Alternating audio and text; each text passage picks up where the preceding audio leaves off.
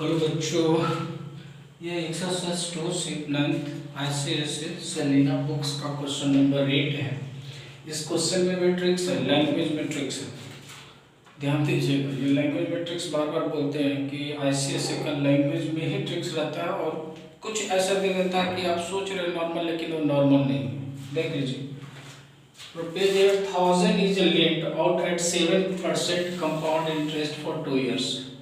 At the end of the first year, rupees 3,560 are returned. Calculate number 1 में interest paid for the second year. Second में बोलता है total interest paid in 2 years. और third में बोलता है total amount to be paid in 2 years to clear the debt. ध्यान दीजिएगा, ये लैंग्वेज में फेरा है। Total amount to be paid in 2 years। ये नहीं बोल रहा है at the end of the second years, या ये नहीं बोल रहा है इन 2 years। इन फर्स्ट ईयर और सेकेंड ईयर को मिला करके क्लियर डेट कितना में होगा। चलिए देखते हैं। बोल रहा है प्रिंसिपल इतना है, रेट इतना है और टाइम का जो ड्यूरेशन है वो 2 year है। तो interest for the first year निकालेंगे तो PRT बटे 100 यानी 8,000 × 7 × 1 बटे 100 यानी 80 × 7 560 रुपया। यानी फर्स्ट ईयर का इंटरेस्ट हो गया आपका 560 रुपया। तो फर्स्ट ईयर का अमाउंट होगा 8,000 प्लस 560 यानी 8,560 रुपये फर्स्ट ईयर का अमाउंट होगा। ध्यान दीजिए, फर्स्ट ईयर का अमाउंट और सेकेंड ईयर के लिए प्रिंसिपल। ही रिटर्न उस कहता है क्या कि eight the end of the first year, जब फर्स्ट ईयर एंड होता है तो 3,560 रिटर्न कुछ पैसा दे देता है। तो हमको एक साल के अंत में इतना पैसा हुआ, उसमें से 3,560 रुपया दे दिया, बच गया 5,000 रुपया। ये 5,000 रुपया बच गया जो नेक्स्ट ईयर के लिए ट्रांसफर होगा। यानी interest for the second year निकालेंगे तो 5,000 × 7 बटे 1 बटे 100 यानी 7×5 यानी सेकेंड ईयर जो हम 5,000 रुपया रिटर्न किए थे तो उसमें 350 रुपया हमको फिर से इंटरेस्ट देना पड़ेगा। अब जी यहाँ बनाने के बाद अब इस क्वेश्चन का लैंग्वेज पे चलते हैं। इतना निकाल दीजिए, सेकेंड ईयर तक आ चुका है। सेकेंड ईयर का अमाउंट बोल ही नहीं रहा है कि सेकेंड ईयर का अमाउंट है। चलिए देखिए, the interest paid for the second year. Second year के लिए इंटरेस्ट कितना पेड करेगा, ये करेगा। देखिए सेकेंड ईयर का बोल रहा है interest for the second year, तो हम लोग interest paid for the second year 350 रुपया हमारा हो गया है। एक total interest paid in 2 years, इन 2 सालों में कितना इंटरेस्ट पेड किया था। फर्स्ट साल में जो पेड किया था वो इतना पेड किया और सेकेंड ईयर में इतना किया था। यानी दोनों इंटरेस्ट जो पेड करेगा वो हमको इतना 910 रुपया पेड करेगा। लैंग्वेज को पकड़िए, total interest paid in 2 years, in 2 years में खाली इंटरेस्ट की बात कर रहा था, हमको इतना होगा। अब आ जाइए थर्ड में, ध्यान दीजिए ये क्या लिखे, interest for the second year निकाल के छोड़े हुए हैं। अगर ये इंटरेस्ट को 5,000 में जोड़ते हैं तो ये सेकेंड ईयर का अमाउंट बनता है जो थर्ड ईयर के लिए प्रिंसिपल का काम करता है, लेकिन यहाँ है ही नहीं, 2 ही साल है। अब जो है ही नहीं, हम ये नहीं बोल रहा है total amount to paid in 2 years। जैसे ये बोला तो total interest paid in 2 years, तो दोनों इंटरेस्ट को जोड़े थे। तो यहाँ देखिए total amount to be paid in 2 years to clear the date. तब हम लोग के amount to be paid in 2 years रहता है, तो प्रिंसिपल इनटू इंटरेस्ट तो करना ही है। अब रहता है प्रिंसिपल कितना, जैसे 5,000 दिए थे, अब जाकर के 350, तो 5,350 में क्लियर डेट होगा नहीं। यही है हमारा था अमाउंट था 8,000 रुपया और 2 साल का अमाउंट इंटरेस्ट हमारा 910 रुपया हुआ था। यानी हमारा जो 8,000 रुपया को क्लियर डेट करना होगा तो 8,910 रुपया देना होगा तो जाकर क्लियर डेट होगा।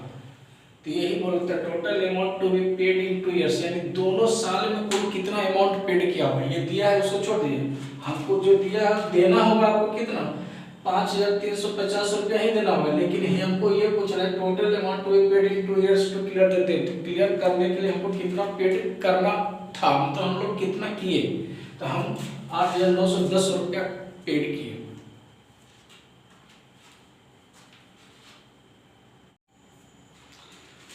क्वेश्चन नंबर 9 है, the cost of machine depreciated by ₹4,000 during the first year and by ₹3,600 during the second year.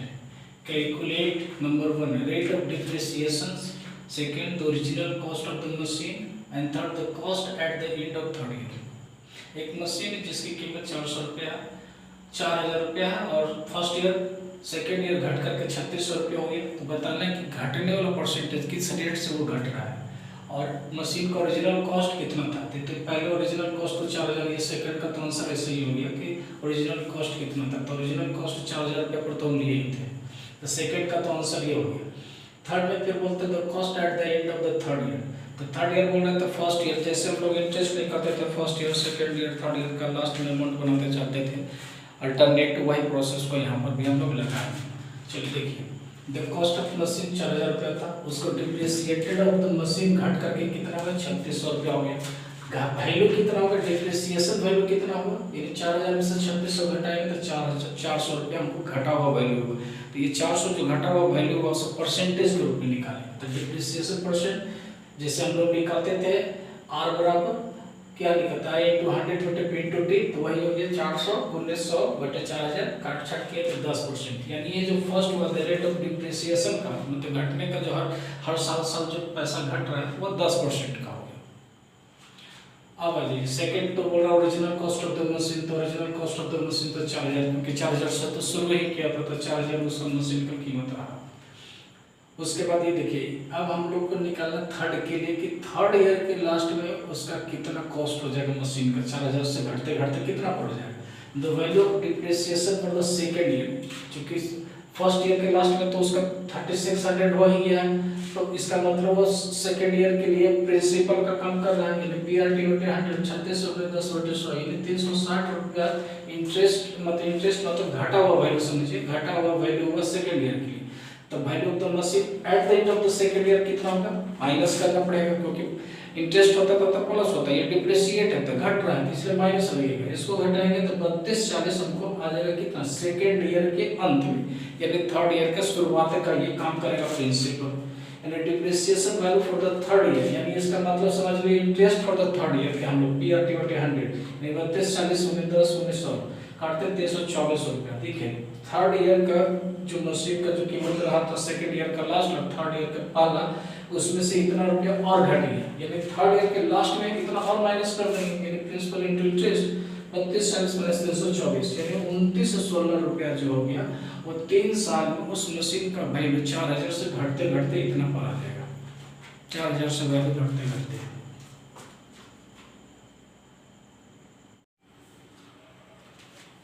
Question number 10 है,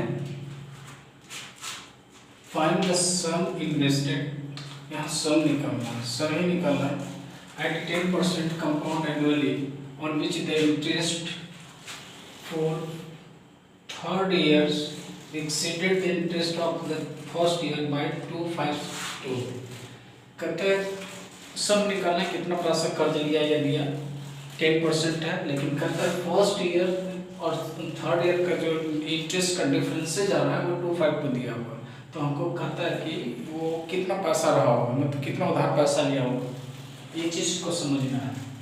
तो मान लिया इसको दो तरीके से बना सकते हैं, जहाँ हमने 100 माना है वहाँ पर x भी मान सकते हैं, और जहाँ जहाँ उसको जैसे जोड़ कर रहे हैं घटाव कर रहे हैं वैसे वैसे x के जगह पर करते करते लास्ट में बराबर की जगह तो आ जाएगा।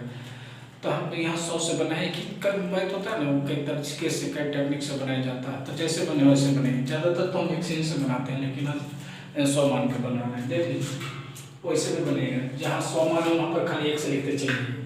Late the sum of money 100, अगर हम 100 रुपया पर मान लेते हैं कि पैसा नहीं है, ये कितना है हमको नहीं मालूम है, तो हम 100 रुपया मान लेते हैं, तो 100 रुपया माने हैं 10% इंटरेस्ट के हिसाब से, तो इंटरेस्ट अगर 100 रुपया हम किसी को देते हैं तो फर्स्ट ईयर के लिए 10% इंटरेस्ट के हिसाब से कितना होगा, 100 गुने 10 बटे 10 गुने 1 बटे 100 ये काट देते थे 10 रुपया, यानी 100 रुपया पर हमको 10 रुपया का इंटरेस्ट मिला। इंटरेस्ट मिला फर्स्ट ईयर के लिए उतना, अमाउंट कितना होगा फर्स्ट ईयर के लास्ट में, तो amount at the end of the first year यानी प्रिंसिपल प्लस इंटरेस्ट, यानी 100 में 10 जोड़ देंगे तो 110 रुपया फर्स्ट ईयर के लास्ट में होगा, यानी सेकंड ईयर के अर्निंग में हमारा ये प्रिंसिपल का काम करेगा, यानी interest for the second year PRT बटे 100 यानी 110 में 10 गुने कितना, यानी 11 रुपया हो गया सेकंड ईयर का इंटरेस्ट, सेकंड ईयर का इंटरेस्ट मेरा 11 रुपया हो गया। उसके बाद सेकंड ईयर का इंटरेस्ट हो गया। अब हम लोग निकालने के बाद क्या amount at the end of the second year कितना होगा, 110 जोड़ देंगे 11 में 121 रुपया होगा सेकंड ईयर का एंड में अमाउंट। अब इंटरेस्ट फॉर थर्ड ईयर निकालेगा तो सेकंड ईयर का एंड थर्ड ईयर का शुरुआत, यानी PRT/100 131 गुने 10 गुने 1/100 यानी 121/10 यानी 12 रुपया 10 पैसा। ये 3 ही साल पे एक कंडीशन ही था, 3 साल पे हम लोग निकाल के 3 साल का इंटरेस्ट मेरा ये हो गया और फर्स्ट ईयर का इंटरेस्ट मेरा ये हो गया। यही दोनों का डिफरेंस से हम लोग को काम बनेगा, क्योंकि अभी फर्स्ट एंड थर्ड ईयर का इंटरेस्ट का ही दिया हुआ है। तो हम लोग क्या निकाले, difference of interest of third year and first year is equal to 12.10 minus 10 यानी 2 रुपीज 2.10 डिफरेंसेज होता है। तब हम इसको इंटरेस्ट, ये इतना डिफरेंसेज कब होता है, जब हम 100 रुपया मान के चले थे। तो यही चीज को हम लोग यूनिटरी मेथड में फिक्स कर देते हैं। Rupees 2.10 differences in interest if the sum of money be rupees 100। अगर 1 रुपया डिफरेंसेज होगा तो 100/2.10 और 252 का डिफरेंसेज होगा तो 100/252/2.0 यानी 0.20 है तो ऊपर में 100 कर दीजिए, काट छाट कीजिए तो 12 में कटिए 10 गुने 12 गुने 100 यानी हमको जो पैसा है वो 12,000 रुपया इस कंडीशन के मुताबिक हम लोग को था 12,000 रुपीज इंटरेस्ट।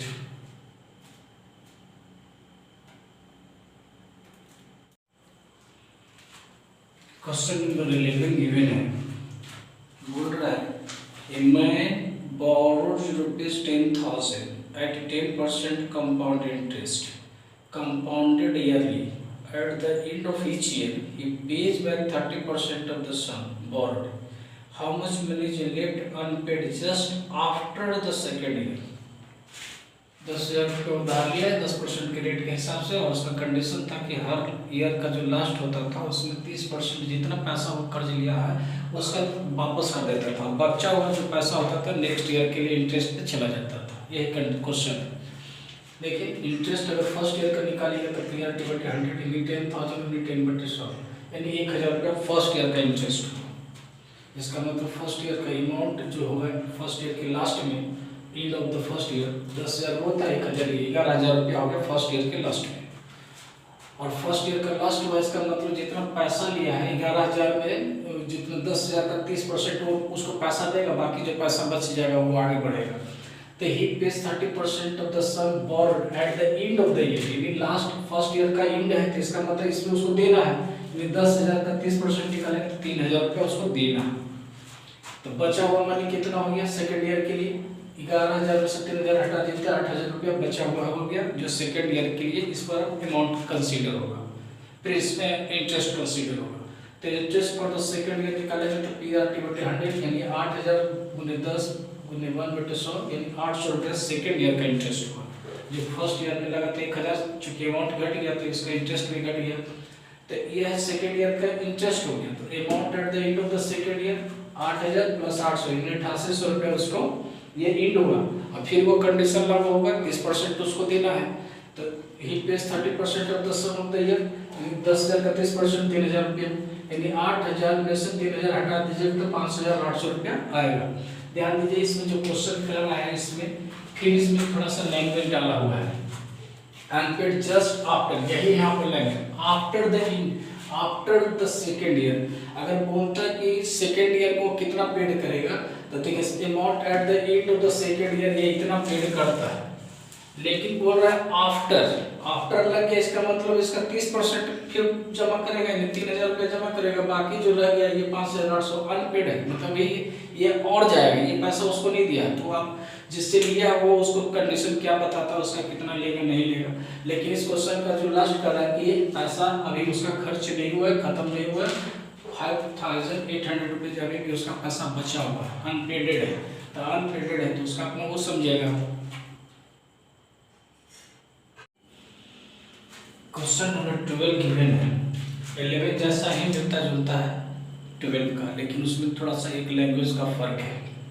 उसमें बोल रहा था कि जो पैसा बोरोड किया था उसका 30% रिटर्न बैक करता है, और इसमें कर रहा है कि जो eight the end of the year जो अमाउंट बनता है उसका 20% रिटर्न बैक करता है। ये दोनों में यही लैंग्वेज में फर्क है, ध्यान दीजिएगा ये बात को।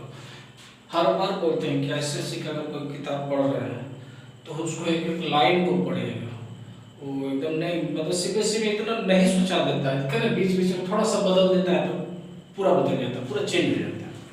ऐसा ही सब बच्चा उसको छोड़ता नहीं है और नहीं पढ़ता है। पूरे पटना में लगता है 5-6 स्कूल ICSE का और 200 से ज़्यादा CBSE का। देखिए, a man borrowed ₹10,000 at 10% compound interest compounded yearly. At the end of each year, he pays back 20% of the amount for that year. How much money is left unpaid just after the second year? Just after the second year. ये language, हर language का मतलब समझिएगा।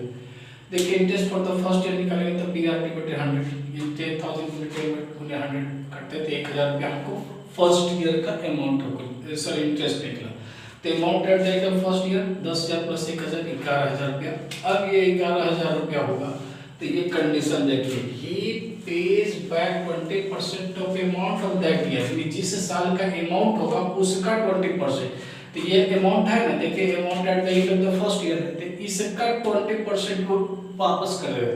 तो he pays 20% of the amount of that year, 11,000 का 20% निकाले तो 2,200 रुपया जो है वो वापस कर दिया, यानी उसमें से माइनस कर देंगे तो माइनस करेंगे तो 8,800 रुपया बच गया। यही नेक्स्ट ईयर के लिए ट्रांसफर हो गया, इस पर अब इंटरेस्ट होगा।